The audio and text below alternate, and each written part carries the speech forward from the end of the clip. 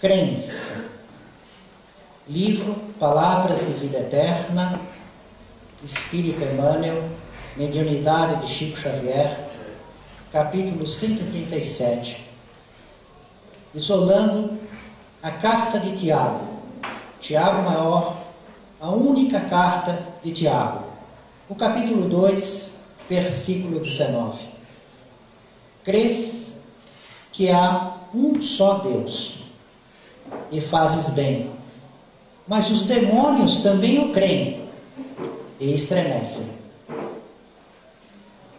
E esta circunstância da crença no Deus único, que é muito grande nos nossos dias, é bem diferente da realidade do momento em que Tiago escreve a carta para a comunidade cristã, judaico-cristã. Porque naquela época, na época do Cristo, em seus dias, a maior parte dos alunos dessa escola terra acreditavam em vários deuses. Deuses criados pela imaginação, pela intuição humana, representados em pedras, metais, à base de figuras humanas e animais. Uma pequena minoria dos alunos aqui, naquela época, podiam compreender a existência de um Deus único. No entanto, Tiago escreve que os demônios, os maus espíritos, os perversos, também o creem. Alguns momentos de reflexão no Evangelho sacodem-nos o raciocínio para que venhamos a despertar no reconhecimento de nossas responsabilidades em matéria de crença. Emmanuel já nos traz a questão da responsabilidade. Se naquela época a grande maioria não compreendia o Deus único, apenas uma minoria mais evoluída, e hoje em dia a grande maioria compreende o Deus único, logo, isso nos torna mais responsáveis. A cada ano de escola que vamos conquistando, nos torna mais responsáveis pelo ano que estamos. No ensino fundamental, nos primeiros anos, errar a tabuada, normal, é errando que vai aprender. Agora, o engenheiro errar a tabuada, aí é uma aberração. E nós compreendemos um Deus único, como diz Emmanuel. Mais do que isso, o Deus único de Moisés, justiça, mas muito mais do que isso, o Deus único de Jesus, amor, misericórdia, o olho por olho, dente por dente, quebradura por quebradura, assim como for desfigurado, irá desfigurar seu inimigo. Deus único de Moisés. A lei, os 613 mandamentos. No entanto, vem Jesus, perdoai os vossos inimigos. O Deus único do amor, retirando da lei, do Levítico, amai-vos uns aos outros. Amai o próximo como a si mesmo. Asseveramos a cada passo a convicção iniludível quanto à existência de Deus. E Emmanuel relaciona diversas e diversas linhas que não é necessário ler e refletir, porque cada uma delas vem nos ressaltar como compreendemos o Deus único. Penso que não há ninguém nesta sala que não compreenda um Deus único, ou quase ninguém.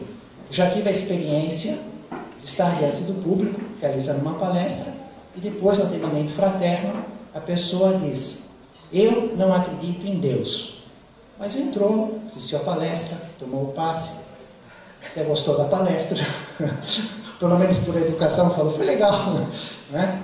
E eu me lembrei do Chico Xavier e disse para ele: não tem problema não, meu irmão, Deus acredita em você. O problema não é a criatura acreditar em Deus.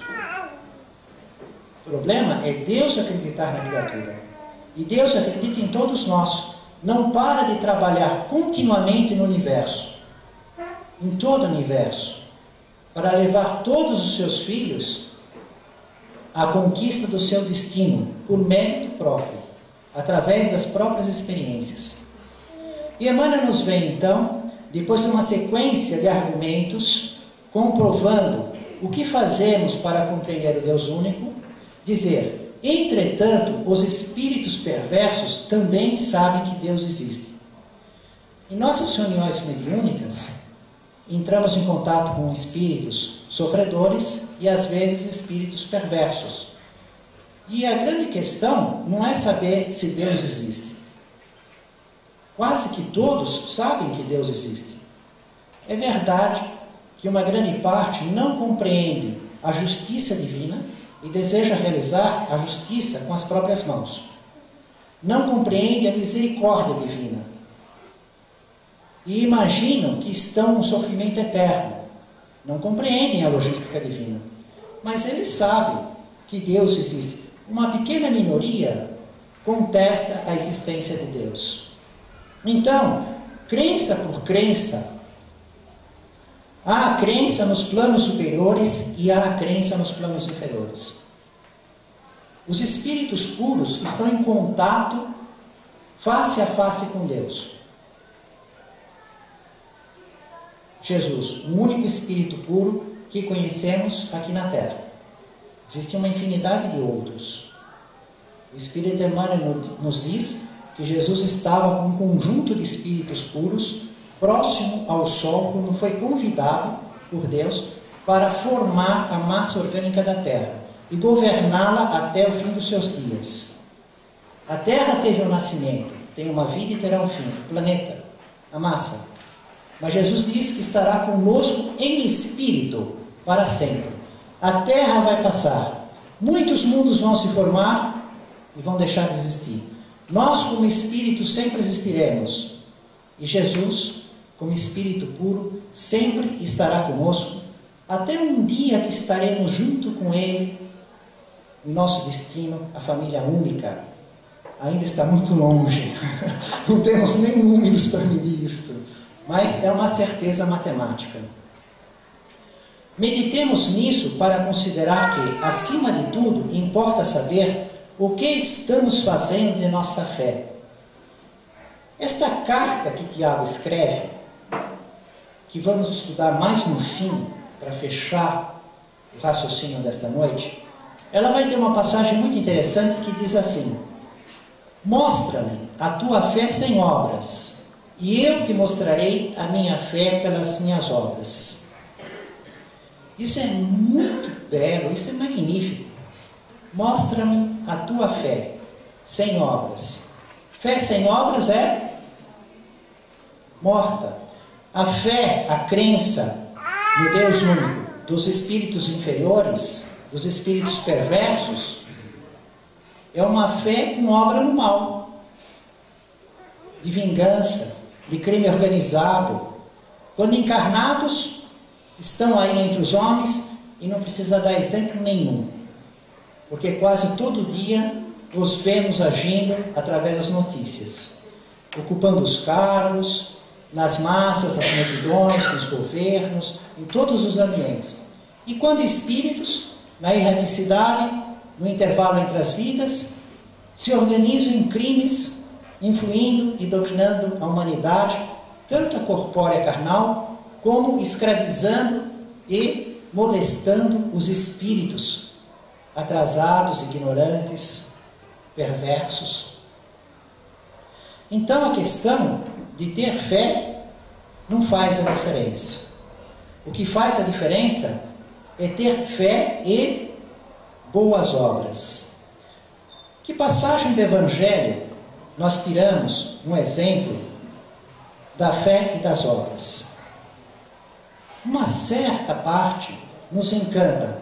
Uma parábola que Jesus compõe, anotada por Lucas, a parábola do mau rico e de Lázaro. Porque não é uma questão de ser rico e estar no erro, estar na condenação, estar no sofrimento. Porque como Zaqueu, Jesus diz que entrou a salvação na casa de Zaqueu. Quando ele compreendeu o sentido da vida, doou metade dos seus bens e indenizou 4 vezes quem ele havia prejudicado. Nesta casa entrou a salvação. Jesus usa até um trocadilho com as palavras que para o português não dá efeito, o efeito que dá no aramaico. Porque Jesus, no sentido da palavra, significa Salvador.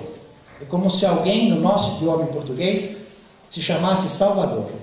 Então, hoje o Salvador entrou nesta casa. Houve a salvação com o Salvador. Ele faz um agrupamento de palavras, mas no português, em virtude da transliteração dos idiomas, nós o conhecemos por Jesus. E salvação com um som e uma escrita muito diferente.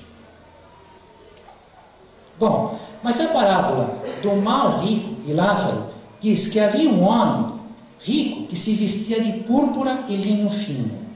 A púrpura era muito cara, tinha que ser importada, então era alguém que tinha dinheiro para gastar, muito dinheiro para gastar no supérfluo. Jogava dinheiro fora e continuava rico. Jogava dinheiro fora e continuava rico. E todos os dias se banqueteava esplendidamente. Naquela época, que o alimento diário era pão. Bem longe dos nossos tempos, que abre a geladeira, né, cheio de coisas. O armário, vai no restaurante, vai no mercado, aquela fartura de opções. O que o povo comia naquele dia? Naqueles dias de Jesus? Pão. Quando estava muito bom, pão com peixe. Precisava ser um dia especial do ano para ter um animal sacrificado, aquelas grandes festas, né? E ele se banqueteava todo dia esplendidamente. E havia também um mendigo chamado Lázaro, que jazia à sua porta coberto de chagas, feridas, sangue, lembrando as impurezas do modo que os judeus viam. Veja que interessante, para nós, chagas nos dá uma sensação de dó, uma pessoa com feridas, não é? Sangue, feridas. Mas temos que ver que na época de Jesus, quem estava ouvindo esta parábola eram judeus, de 2000 anos atrás, judeus. E sangue para eles é um contexto da lei de Moisés, que significa castigo divino, impureza. Então, quando a mulher tinha um filho, naqueles períodos, era tudo impureza, tinha rituais de purificação. Tinha que tirar totalmente o sangue da carne dos animais, animais que podiam comer, que não podia, como criava, como matava. Então, quando Jesus diz um mendigo com chagas, eles deviam estar entendendo um castigado por Deus, um ser impuro. Mas vejam a sequência da história. O mendigo está lá. Desejava ele saciar-se das migalhas que caíam da mesa do rico, mas ninguém lhes dava, e até os cães vinham lamber-lhe as úlceras. Então Jesus compõe um quadro de uma emoção muito forte, uma indiferença gigantesca de um homem rico que tem púrpura, algo assim fantasticamente caro importado, de linho, se banqueteando todo dia. Um ser impuro, um mendigo. O cão era mais sensível do que o homem. O cão ficava sensibilizado com a fome, com a miséria de Lázaro, e ia lamber as feridas, ia tratar o doente. O homem não, ele ficava lá no seu banquete, se esplendidamente castigado por Deus, impuro, pecador, distância de pecadores. Este é o clima mental que Jesus está compondo, impactando o campo emocional dos judeus naquela época. Aconteceu o que vai acontecer com todos nós. Morreu. Morreu um homem rico e também morreu Lázaro, mendigo, né? Nós estamos fazendo um curso aqui para morrer melhor. Viver melhor depois da morte. Cada valor emocional, cada informação que nós agregamos no nosso espírito, nos facilitará a morrer melhor. O dia da morte, vocês vão lembrar dessa palavra. Na hora que ela chegar, começar o sinal, o mundo espiritual estiver em contato, vocês vão lembrar que estudamos na Casa de Esperança. Neste momento, esse dia futuro, espero que demore muito, todos nós desejamos isso, muito, né? É neste momento que nós vamos valorizar esta 1 hora de hoje. Não é agora. Agora nós vamos ver um estudo, mais ou menos bem inspirado, concordando ou não, vamos tomar um passe. Quando nós vamos dar valor mesmo para isso, vai ser na hora da morte e na sequência. Aí se pudesse voltar o tempo, a gente ia viver diferente. Aí ia mudar completamente, não só o relacionamento com a instituição, com a codificação espírita, mas como todo o resto das nossas escolhas na nossa vida. Mas isto é um problema futuro. A parábola que Jesus compõe diz: aconteceu que morreu o mendigo e foi levado pelos anjos ao seio de Abrão. Também morreu o rico e foi sepultado. No inferno, em tormentos, levantou os olhos e viu ao longe Abrão e Lázaro em seu seio. Então, chamando, disse: Pai, Abrão, tem piedade de mim, e manda que Lázaro molhe na água a ponta do seu dedo para me refrescar a língua, porque estou atormentado nesta chama. Novamente, Jesus se utiliza de um quadro emocional impactante. No primeiro momento, um cão tem piedade, maior do que um homem. Neste momento, uma gota d'água da ponta do dedo já era algo de alívio, já fazia diferença. Então, imagina essa circunstância dessa dor. Qual é essa dor que uma gota d'água já é considerado algo significativo?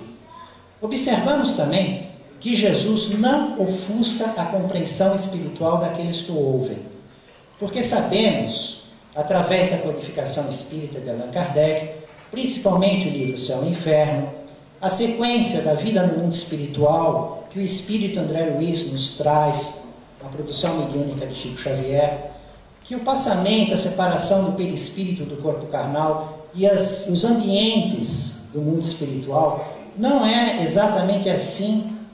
Jesus colocou algo dentro da compreensão espiritual deles, dentro do conhecimento, da ideia deles pensarem, da tradição judaica.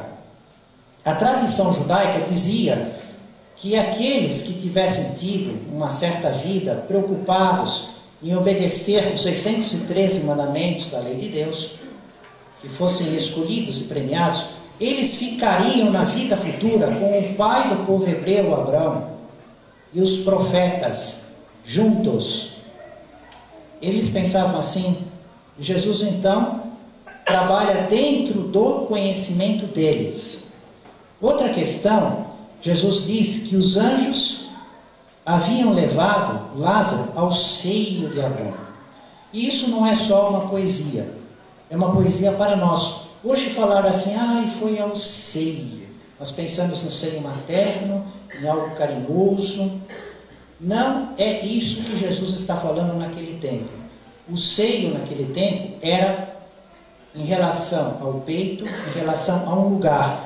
Era um lugar de honra. Num banquete, a mesa que é baixa, não tinham as cadeiras, eles sentavam no chão, se debruçavam sobre as mesas, estendiam os pés no chão.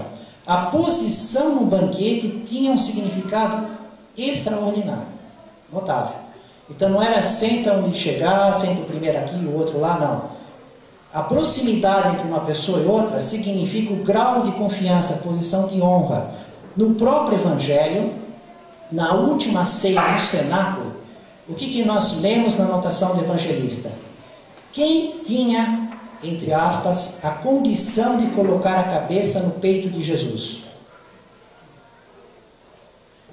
Um deles, na última ceia, está próximo, o discípulo amado, o amado João Evangelista, o cargo de honra, ele está próximo de Jesus.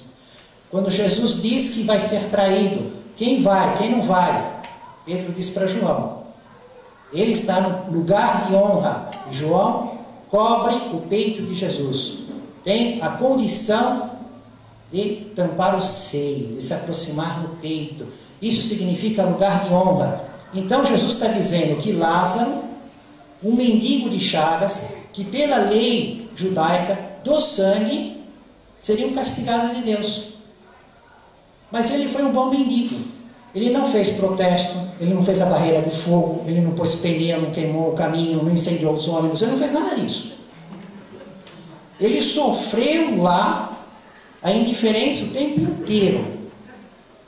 Ele não desejou em pensamento o inferno para a vida do mal rico. O consolo dele foi ser lambido por aquele cão. Ele foi um bom mendigo. Ele teve um bom sofrer. Sofreu com resignação. Então ele está no lugar de honra, no seio de Abraão. Então Jesus respeita a tradição, o jeito deles pensarem e coloca Lázaro no lugar de honra. E o mal rico, por ter tido um mau procedimento, fica onde? No lugar do inferno, naquele sofrimento tormentoso.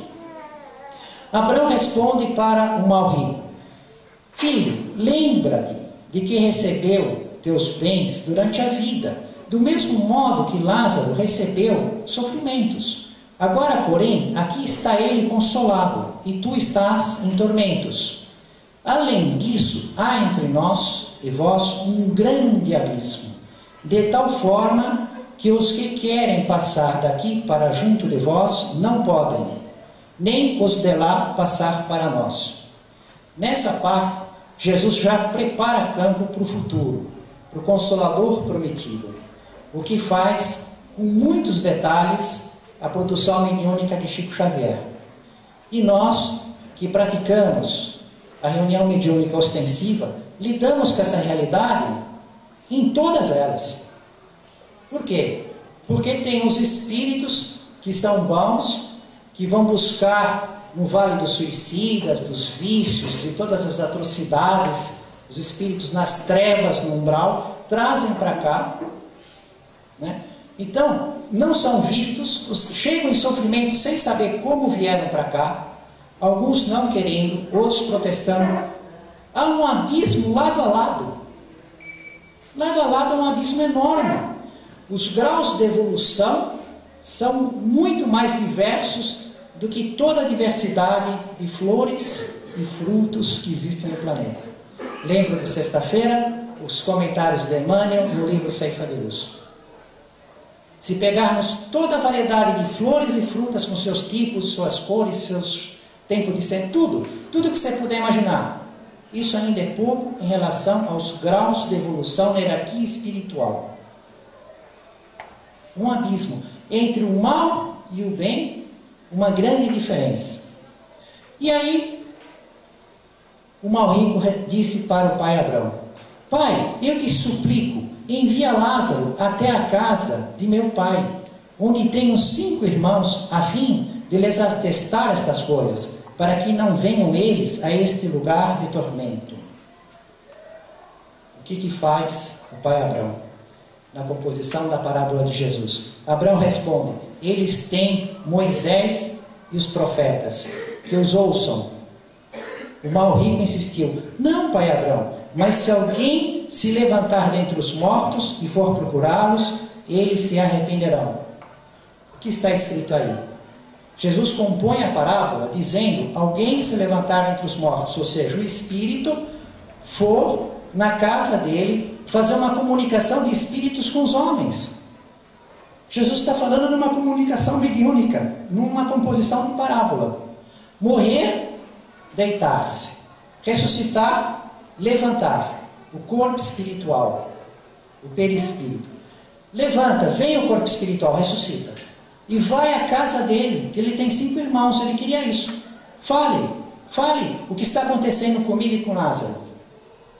No entanto, ele diz: mas se eles não ouvem Moisés, e os profetas vão ouvir esses mortos? esses espíritos muito menos adiantados,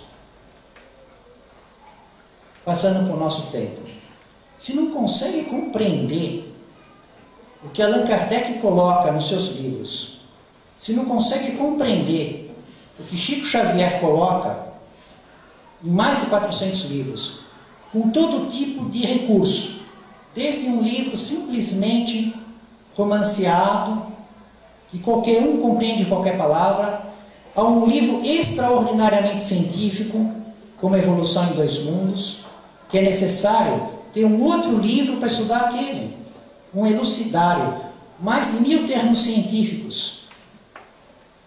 Ora, se você não compreende Allan Kardec e Chico Xavier, não é um parente seu que vai te aparecer e vai te fazer mudar de vida. Nós já temos Jesus. Então, é isso que ele vai dar. Você não tinha Jesus, você não tinha o Evangelho, não tinha um ensino por Mateus, Marcos, Lucas e João? Quer dizer, você tem o maior e o adequado para a sua compreensão. Não é simplesmente alguns espíritos que se levantem e que vão se comunicar, que vão poder superar o que Jesus e o Consolador Prometido nos traz. Isso fazendo a mudança, trazendo para a nossa vida. Bom, agora nós vamos verificar um fato que ocorreu na Sociedade Parisiense de Estudos Espíritas, a respeito das obras e da fé. Muito interessante, Allan Kardec evoca um espírito que foi trazido na Sociedade Parisiense de Estudos Espíritas, e ele é um espírito que tinha uma presença histórica naquela época. Um antigo pachá do Egito, Mehemet Ali. O tradutor da Revista Espírita, hoje eu estou com a tradução do Inicel, no programa do professor Sérgio Trombelli, eu levei outra tradução. Porque naquela outra tradução tinha mais detalhes de uma matéria que nós estudamos na gravação. Mas a matéria que estamos estudando hoje tem mais detalhes aqui, de nota do tradutor. E ele fez uma pesquisa sobre esse pachá, Mehemet Ali, que eu também fiz. E tudo que eu fiz no site de busca, acrescentava só uma coisa aqui, o nome do sultão. Então eu pus aqui o nome do sultão, Mahmud. São pessoas reais, o pachá e o sultão e o espírito. Mehemet Ali nasceu em 1769 em Kavala. Em 1805 foi feito o pachá do Egito. Participou ao lado do sultão, esse sultão, Mahmud, ao qual há uma alusão nos diálogos. Porque houve um diálogo de 52 perguntas. Imagina isso, Allan Kardec fazer 52 perguntas para um espírito, obter 52 respostas. Fiquem tranquilos, que nós não vamos ver as 52 questões. Vamos ver só alguma coisa, né? Alguns pontos selecionados desse contexto. A letra está tão pequena, não contava com isso. Bom, aí ele participou da guerra greco-turca. Depois voltou-se contra o sultão. Em duas guerras contra a Porta, em 1832 e 1839. Vitorioso, com a ajuda de seu filho Ibrahim, foi aquele que destruiu a milícia turca no Cairo em 1811. Organizou o Estado à maneira europeia, principalmente a agricultura, as indústrias e o exército. Faleceu em 1849. Foi o verdadeiro criador do Egito moderno.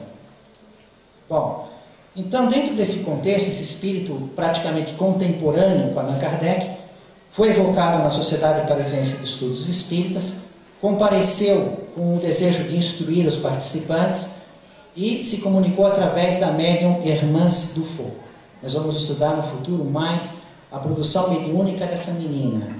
É algo espetacular. Estava muito infeliz.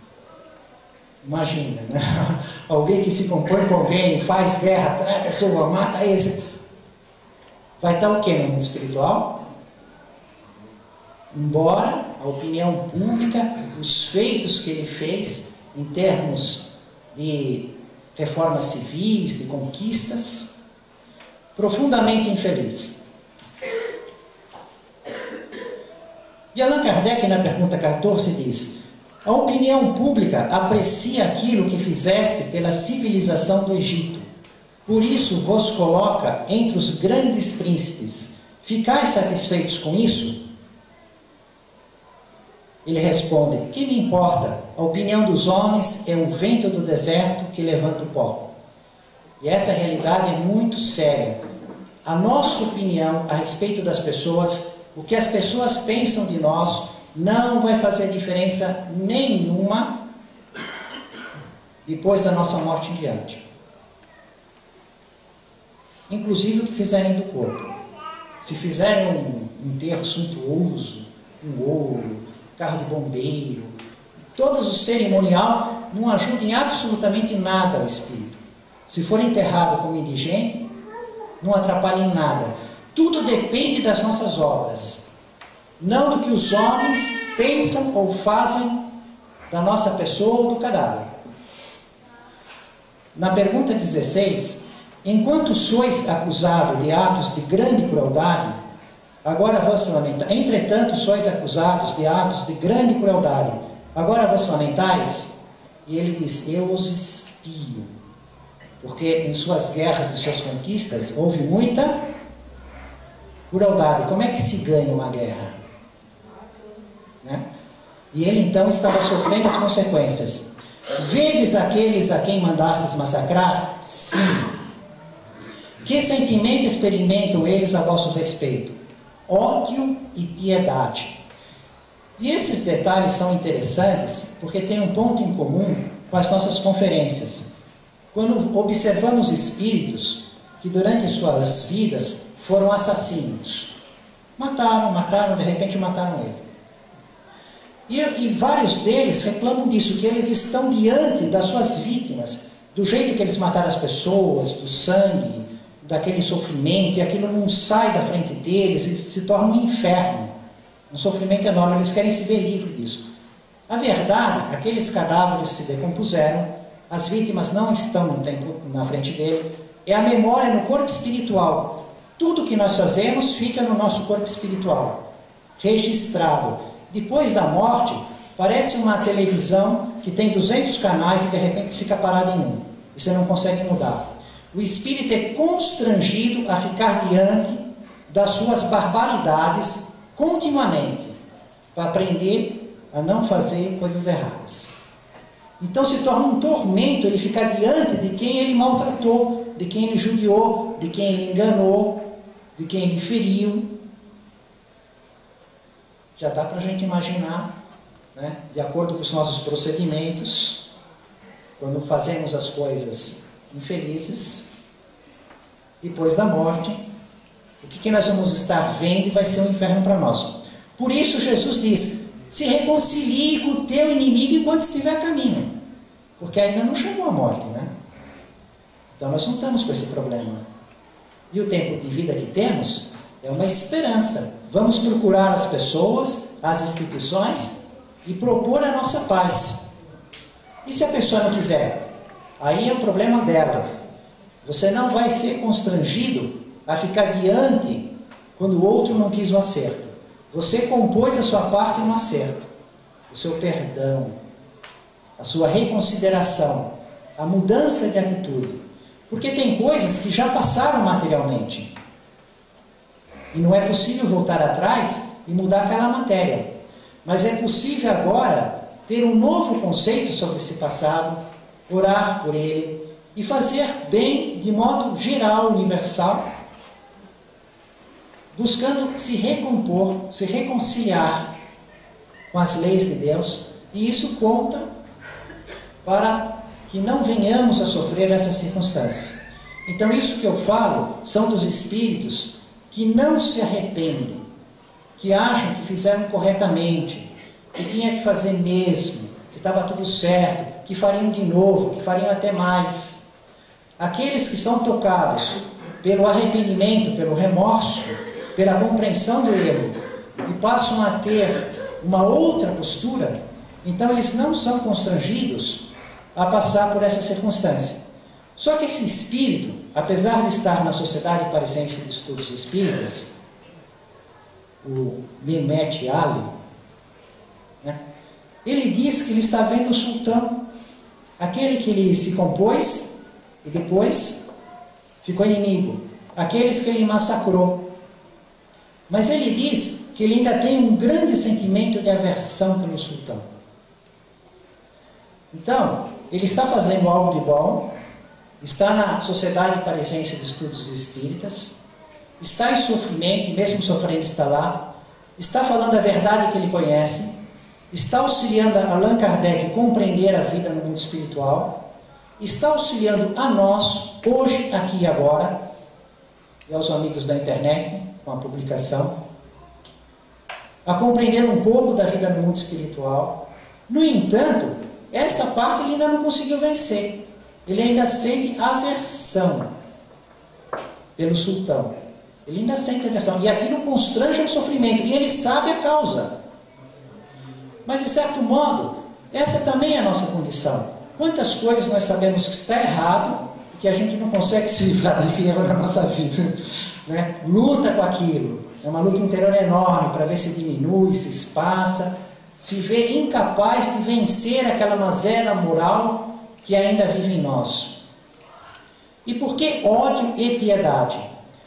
Do mesmo modo, quando conversamos com os espíritos que mataram, depois estão lá no mundo espiritual, e aí existem alguns desses que foram mortos, que foram judiados por eles, uma parte está em vingança, movidos de tremendo ódio e provocando vingança. Uma outra parte perdoou completamente. Existem casos que quem está trazendo para auxílio é alguém que foi assassinado, que foi judiado, não só perdoou, como está ajudando. O fato de perdoar, a pessoa só melhora a posição dela. Se todo mundo perdoa o assassino, não adianta. O débito é o mesmo. Se todo mundo quer se vingar do assassino, não adianta. O débito é o mesmo. O débito não aumenta ou não diminui pelo que as criaturas querem, perdoar ou se vingar da pessoa. O seu débito é 1.000, você vai pagar 1.000. Se todo mundo te perdoar, você continua devendo 1.000. E se todo mundo quiser se vingar, você continua devendo 1.000. Quem quis se vingar, azar dele que começou a criar débito para ele também. Vai sofrer. Quem te perdoou, maravilha, começou a ganhar bônus na evolução espiritual. Sofreu uma prova dessa e perdoou. Está gerando crédito enorme. E o seu deveu 1.000, ele vai pagar 1.000. E Deus é que vai dizer para ele, mas como é que você quer pagar esse 1.000? E uma prestação de 1.000, à vista, na espécie da justiça de Moisés, você continua pensando assim? Ou como Jesus na misericórdia, passa a fazer o bem e aí vem parcelando, 2.500, 10 de 100. Mas a justiça, 1.000 é igual a 1.000. 1.000 é igual a 500, mais 500, 1.000 é igual a 10 vezes 100. E mais para frente nós estamos na questão 37, e essa aqui, para mim tem um gostinho especial. Adorei essa parte aqui.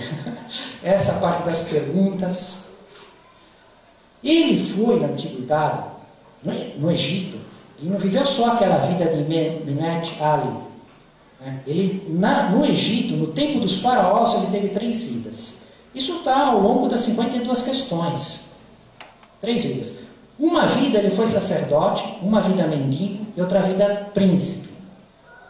3 circunstâncias bem diferentes. Sacerdote, relações espirituais, Deus, deuses. Mendigo, todos nós já sabemos o que é vida de pobre. E príncipe, né? A gente sabe ver a vida dos príncipes, dos ricos. Agora, Allan Kardec diz assim, os sacerdotes do Antigo Egito conheciam a doutrina espírita? Mas como é que pode fazer uma pergunta dessa? Pois não era ele que estava codificando a doutrina espírita?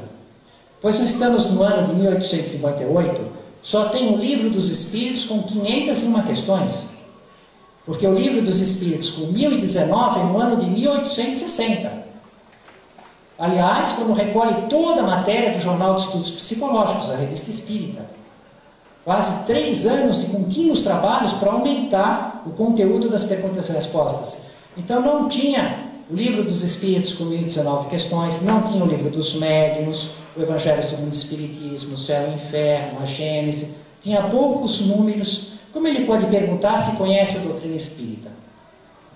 O que ele está perguntando na realidade é: eles se comunicavam com os espíritos? Conheciam a reencarnação? Recebiam instrução de espíritos mais sábios? Sabiam socorrer os sofredores? Sabiam que não existe um céu de um salto, nem um inferno eterno? Que a evolução é gradativa até a perfeição? E que o sofrimento é temporário, educativo? Isso já estava no Livro dos Espíritos, com 501 questões claramente. E ele responde: era a deles. Ou seja, esses sacerdotes do Egito Antigo, da época dos faraós, conheciam as manifestações espíritas. E Allan Kardec pergunta: as manifestações recebidas pelos sacerdotes egípcios tinham a mesma fonte que as recebidas por Moisés? Porque Moisés é um conjunto de manifestações dos Espíritos por ele. Não é isso? Como é que vieram os 613 mandamentos? Os Espíritos se comunicando com Moisés. Ele responde: sim, este foi iniciado por aqueles. Por que então as manifestações recebidas por Moisés eram mais potentes que as recebidas pelos sacerdotes egípcios? Porque Moisés conseguiu, inclusive, uma sequência de 10 pragas. A primeira praga de Moisés foi transformar a água do rio Nilo em sangue. E o primeiro sinal de Jesus foi transformar a água das bodas de Canaã em vinho. Vejam que diferença. Não é? O faraó não quis obedecer a Deus, que tem que libertar o povo hebreu. Deus permite uma série de pragas. E Jesus vem mostrar como cartão de visita a alegria do vinho, o reino do amor. Pensais que a doutrina dos sacerdotes egípcios tivesse qualquer ligações com a dos indianos? Ele quer saber a ligação entre o Egito e a Índia, as doutrinas. Sim, todas as religiões mães estão ligadas entre si por laços quase invisíveis. Procedem de uma mesma fonte, uma fonte única, do governador espiritual do planeta, de Jesus. Jesus é o Espírito que coloca todas as religiões do mundo. O budismo, o islamismo, todas elas são espíritos convidados pelo Cristo. Ele controla tudo no planeta, desde a formação até o fim dos seus dias. Os animais extintos, as plantas, a transformação material, tudo que virá nessa imigração e imigração. Nada foge do controle e no domínio dele. O único Espírito puro que comanda. Então tudo tem uma fonte, uma causa primeira, a inteligência de Jesus, que é um com a vontade divina. E Jesus coloca a luz de acordo com a compreensão. Como nós temos no processo escolar, o ensino fundamental, o ensino médio, o ensino superior, as especializações. Então, de acordo com a possibilidade de compreensão espiritual da criatura, ela vai achar o lugar de conforto dela e vai fazer seus graus e depois muda. Assim são entre as religiões, e assim é mesmo dentro de uma mesma religião, em que existem vários grupos que pendem mais para um lado, mais para o outro, até mesmo dentro do espiritismo cristão, entre as casas, numa mesma cidade, até mesmo numa única casa como essa. Nós não percebemos entre nós, né? Então as tendências, as maneiras de colocar o raciocínio, o sentimento, a logística, e aqueles grupos que vão, os graus que se acomodam por laços de simpatia, que possuem compreensão espiritual à semelhança, que gostam e aí vão realizando seus degraus, mas tudo está no controle de Jesus, através de um Deus único. E Allan Kardec começa a esquentar a coisa, né? Porque ele foi sacerdote. sacerdote na época do faraó. Sob que reinado foste sacerdote? E ele diz, quando o príncipe era o vosso Sesostris. Aí Allan Kardec fica curioso por uma parte assim que eu também fico vibrando por aquilo. As pirâmides. Poderíeis nos explicar o motivo da construção das pirâmides? É a pergunta 49. O Espírito responde, é muito tarde. E Allan Kardec anota assim na observação, eram quase 11 horas da noite. Interessante que as nossas reuniões mediúnicas de sexta-feira também vão das 9h30 às 10h30, e depois fazemos os estudos até às 11h. E às 11h temos que ir embora mesmo, né? Que o Deus deve, que cuida da casa e tal, temos que fechar a casa.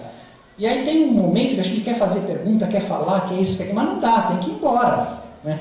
Aconteceu isso, quando Allan Kardec, com 52 perguntas, está lá na 49, ele quer saber por que fizeram as pirâmides. Porque não existe nada inútil. Existe alguma coisa inútil? Nada. Deus só permite coisas úteis.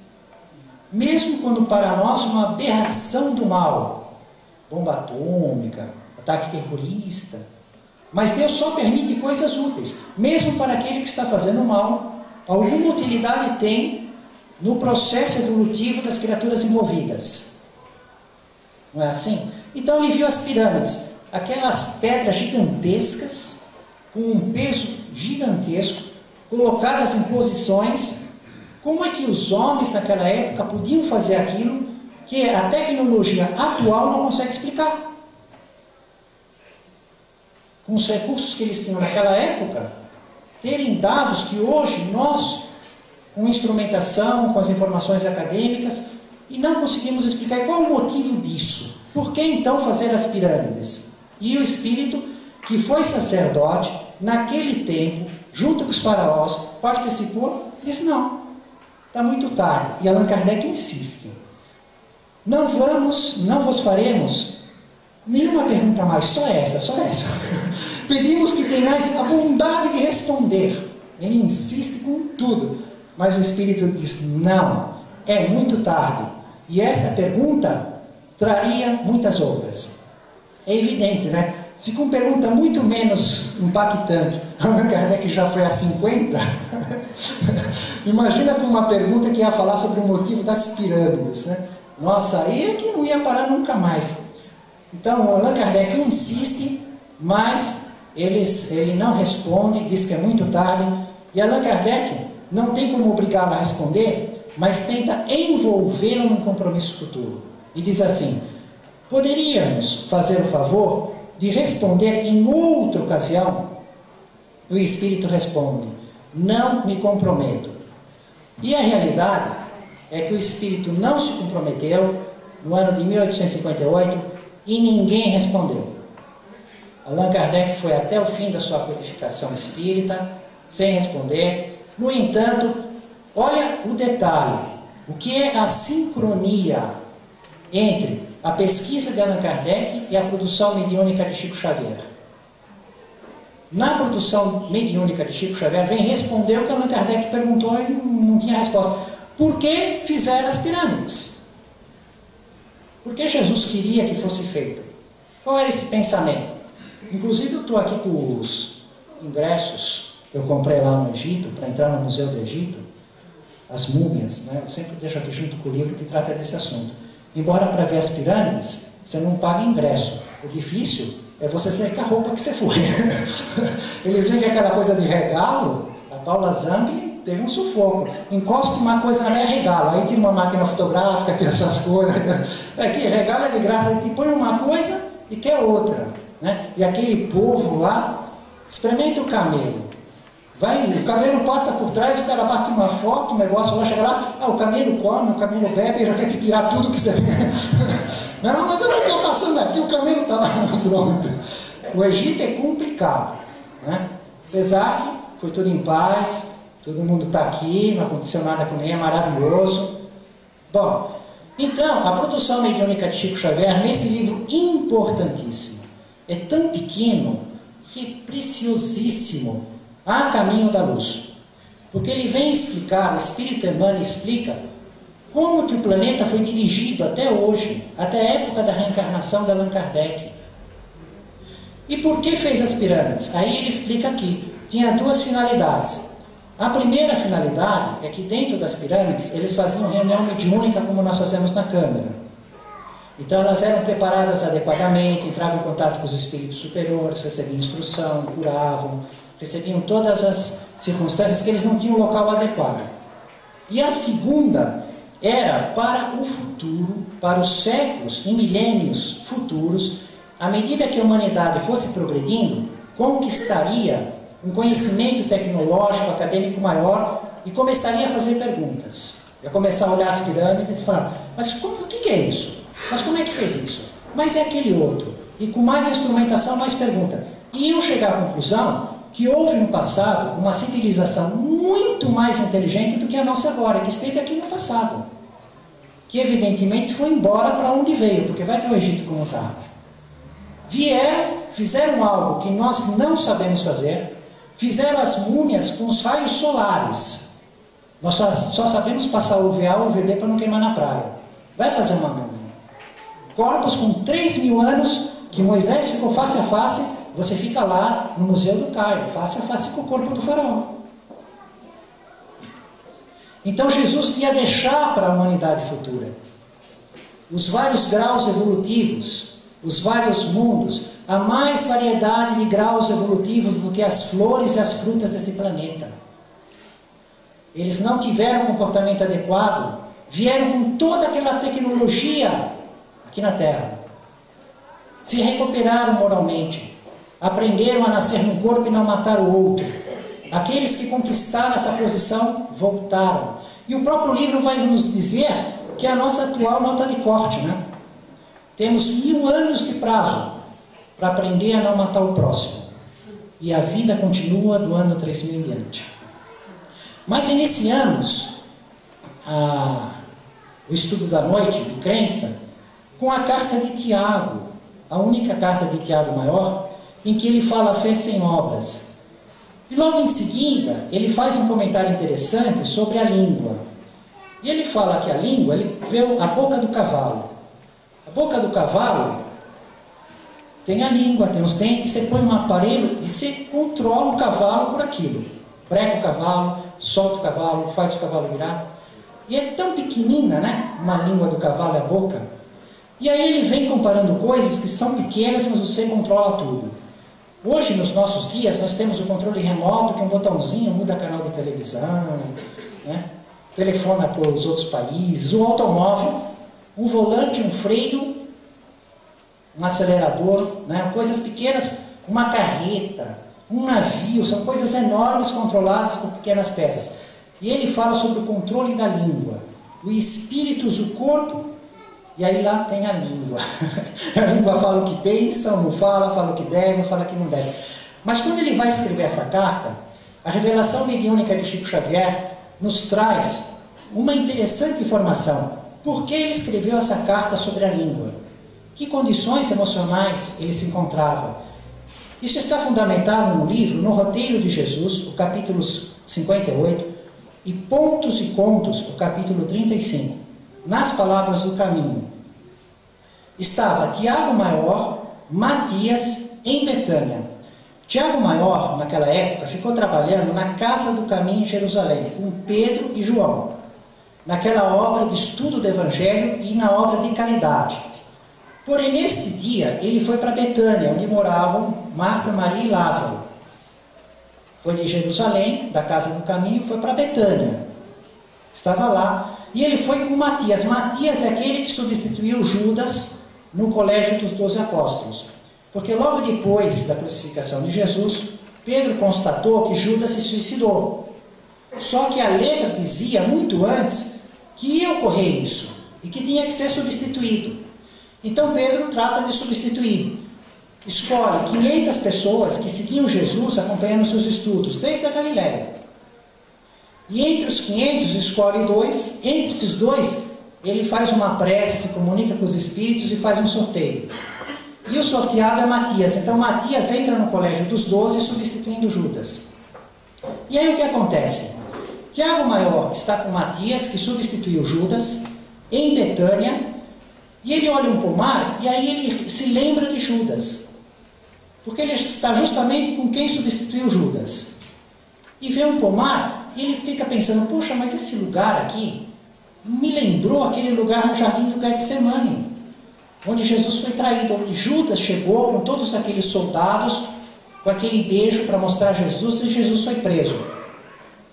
Pergunta: existe um pomar em Betânia que é parecido com um horto, com um jardim com as plantas em Getsemane?